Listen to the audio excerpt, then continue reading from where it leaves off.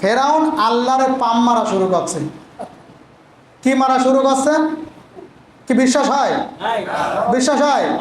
এই কোরআনে আল্লাহ বলেছেন, কি বলে পাম মেরেছেন? 11 নম্বর পারার 18 নম্বর পৃষ্ঠা খুলে দেখেন। ফেরাউন যে আল্লাহরে পাম মেরেছিল, কি বলি পাম মেরেছিল আপনি একটু খুঁজে দেখেন। সূরা ইউনূসের ভিতরে আল্লাহ বলেছেন, কি বলেছিল? হাত্তা ইযা আদরাকাহুল গরাকু ক্বালা আমানতু আন্নাহু লা ইলাহা ইল্লাল্লাযী আমানাত বি বানু ইসরাঈলা ওয়া আনা মিনাল মুসলিমিন। ফেরাউন যখন ওই সাগরে হাবুডুবু খাচ্ছিল তখন বলেছিল, আল্লাহ তুমি কি জানো না আমি তো সেই রবের প্রতি ঈমান এনেছি যে রবের প্রতি বানি ইসরাইল ঈমান এনেছে, ওয়া আনা মিনাল মুসলিমিন, আর আমি তো একজন মুসলিম। কথা বোঝেন না? যখন সুবুনি খাচ্ছে এবার আল্লাহরে মানে পাম মারা শুরু করছে যে আল্লাহ তুমি কি জানো না আমি তো সেই রবের প্রতি ঈমান এনেছি যে রবের প্রতি বানি ইসরাইল ঈমান এনেছে, ওয়ানা মিনাল মুসলিমিন, আর আমি একজন তো মুসলিম। আল্লাহ বলে তুই কিসের মুসলিম? ওয়ানা মিনাল মুফসিদিন, তুই তো বড় সন্ত্রাসী। এবার আল্লাহ তাআলা বলে, ফেরাউন শোন, ওই জায়গাটা আল্লাহ তাআলা ওই যে ফেরাউনের করা সিগনেচার আমার রাষ্ট্রের ভিতরে যারা নিজেকে খোদা দাবি করবে তাদেরকে সুবায়ে সুবায়া মারব। সিগনেচার ফেরাউনের সামনে আল্লাহ তুলে ধরেছে। আল্লাহ তুলে ধরে বলছে, ফেরাউন শোন, আমার রাষ্ট্রের ভিতরে তুই নিজেকে খোদা দাবি করেছিস, তাহলে তোর কথা অনুযায়ী এই পানিতে তোরে সুবায়া সুবায়া মারব। শুধু মারব না, আল আনা ওয়া ক্বাদ আসাইতা ক্বাবলু ওয়া কুনতা মিনাল মুফসিদিন। তুমি এখন নিজেকে বড় ফেরেশতা দাবি করছো, নিজে ভালো মানুষ দাবি করছো, অথচ তুমি একজন বড় সন্ত্রাসীর গডফাদার ছিলে। তোমার নেতৃত্বে তুমি কত মানুষকে মেরে ফেলেছো, কত মানুষকে তুমি হত্যা করেছো, কত মানুষকে জুলুম নির্যাতন করেছো।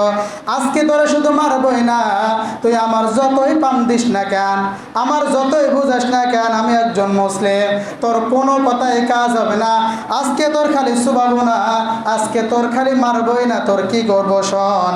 আল্লাহ বলেন, ফালইয়াউমা নুনাজ্জিকা বিবাদানিকা লিতাকুনা লিমান খালফাকা আয়া। আজকে তোরা শুধু মারবো না, তোরা আমি সুটকি করে রেখে দেব, যাতে করে গোটা দুনিয়ার মানুষ তোরে দেখে শিক্ষা নিতে পারে। জলচর প্রাণী তোর খাবে না, স্থলভাগের কোনো প্রাণী তোর খাবে না, তোর লাশ নষ্ট হবে না, আমি শুটকি মাছের মতন তোকে রেখে দেব। বলেন তো আজও ফেরাউনের লাশ আছে না নাই? মিশরের জাদুঘরে ফেরাউনের লাশটা অক্ষত অবস্থায় আছে, আল্লাহ রেখে দিয়েছে যুগ যুগ ধরে সেই লাশটা।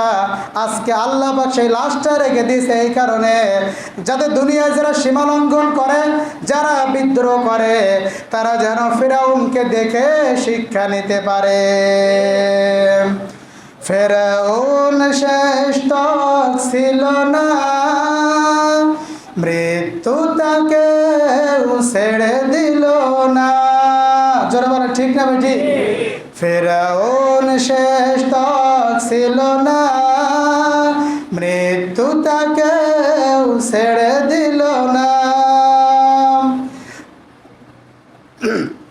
তাহলে ফেরাউনের মতন লক্ষ্যে যদি আল্লাহ ধরে ফেলে, বুঝতে হবে আজকেও যারা সীমালঙ্ঘন করেছে বা করবে এদেরকেও আল্লাহ ছাড় দেবে প্রিয় ভাইয়ের আমার।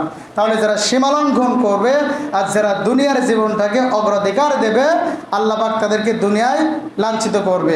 ফেরাউনকে কি লাঞ্ছিত করেনি? এই যে একটা লম্বা ইতিহাস শোনালাম, ফেরাউন কি লাঞ্ছিত হয়নি? তার লাশ এখনো সুটকি হয়ে আছে।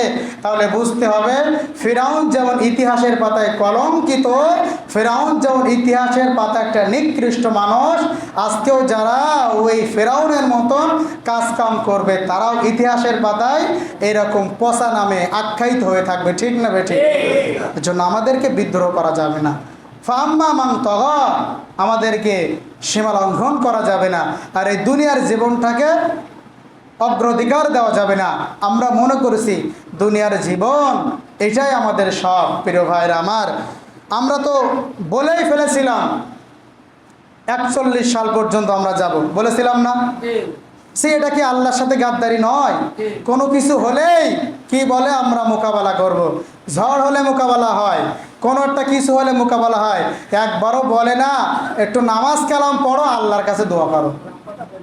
আরে দুঃখ আমার লাগে, আপনারা মুসলমান, যে দলে নামাজ নাই, যে দল নামাজের কথা স্মরণ করে না, যে দলের শুরুতে একটা আল্লাহর শুকরিয়া নাই, আল্লাহর নাম নাই, সেই দল মুসলমান কেমনে করতে পারে? আপনার কি রুচিতে বাঁধে না? আপনি একজন নামাজি, আপনি একজন ধার্মিক, আপনি রমজান মাসে রোজা রাখেন, আপনি দান সাদকা করেন, কিন্তু আপনি এমন একজন নেতাকে সাপোর্ট করেন, এমন একজন দলকে আপনি সাপোর্ট করেন যে নেতা নামাজও পড়ে না, রোজাও রাখে না, দিনও মানে না, আপনি তাকে সাপোর্ট করে আছেন। আপনার কি রুচিতে বাঁধে না? আমার দলের শুরুতে একটু আল্লাহর নাম নেয় না, কিছু হয় না, খালি উঠে ইসলামের বিরোধিতা, আমি কেমনে সেই দলে সাপোর্ট করতে পারি? কেমনে আমি সেই দল করতে পারি? আমি আগের দিন কোন জায়গায় বলছিলাম, আজকেও আপনাদেরকে শোনাই ইমাম হিসাবে স্পষ্ট কথা, যেই দলে নামাজ নাই, যেই দলে রোজা নাই, যেই দলে দিন নাই, যে নেতা নামাজের কথা বলে না, যে নেতা রোজার কথা বলে না, যে নেতা পেশাব করার পর মানে পানির কথা বলে না, মুসলমানের জন্য সেই দল করা হারাম, হারাম এবং হারাম। এটা মনে রাখতে হবে, কারণ আপনি মুসলমান, আপনি এরকম বেনামাজির পেছনে যাইতে পারেন না, আপনি সাপোর্ট করতে পারেন না। যারা বেনামাজি, যারা দিন মানে না, তারা বেনামাজি সাপোর্ট করুক যাক, কিন্তু আপনি নামাজ পড়ি বেনামাজিকে সাপোর্ট করেন কিভাবে? কিভাবে করেন? আপনার কি রুচিতে একটু বাঁধে না? আমার তো বাঁধে। আমি তো তাকে সাপোর্ট করব যে আমার চাইতে ভালো, তা আমার চাইতে যে নিচু, আমি তাকে কিভাবে সাপোর্ট করি? প্রিয় ভাইরা আমার, এজন্য আমাদেরকে ইসলাম জানতে হবে, বুঝতে হবে, সীমালঙ্ঘন করা যাবে না। দেখেন কোরআন থেকে সব বলেছে আপনাদের সামনে। এজন্য এই সীমালঙ্ঘন যারা করবে আর যারা এই দুনিয়ার জীবনটাকে বড় মনে করবে যে এটাই আমাদের সব, মরার পরে কি হবে, মরার পরে কি হবে? আপনার যদি ঈমান না থাকে, ভালো করে বোঝেন, ঈমান যদি আপনার না থাকে, আপনি দেশের প্রেসিডেন্ট হন আর দেশে যত উন্নত করেন, আর আপনার যত টাকা থাক, আর আপনি যত সুন্দর দেহের অধিকারী হন না কেন, কোনোটাই কাজ হবে না।